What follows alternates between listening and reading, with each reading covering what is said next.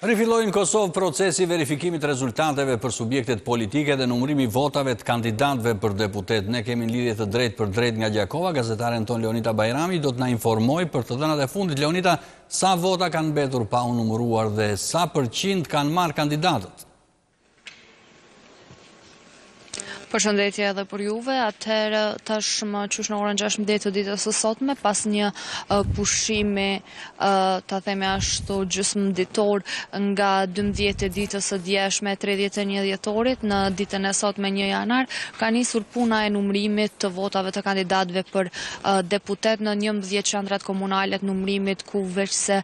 nuk ishin arritur të përfundonin procesin e numërimit dhe nxjerrjes së rezultateve sa i përket kandidatëve për deputet. Duhet të theksohet se jemi në Gjakovë dhe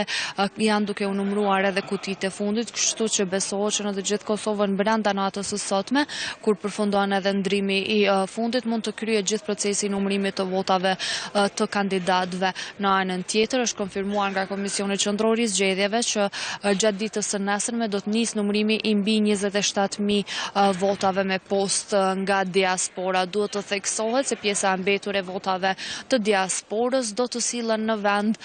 pas datës 5 janar, për shkak që postat në vendet evropiane nuk funksionon gjatë ditëve të pushimit marrë parasysh festës. Sa i përket deputetëve me dhënat e përditësuara, ku ka mbetur vetëm edhe 20% e votave për të numëruar, tashmë ka një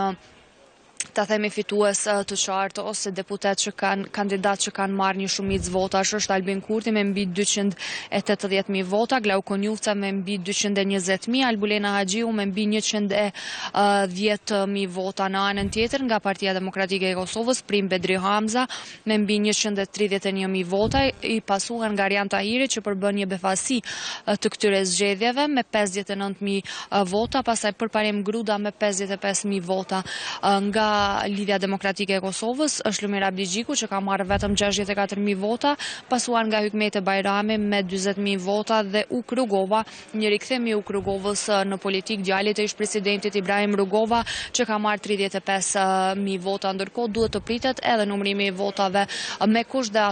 atyre të personave me nevoja të veçanta. Leonida, të falenderoj për këtë lidhje të drejt për drejt dhe të uroj një vit sa më të mbar.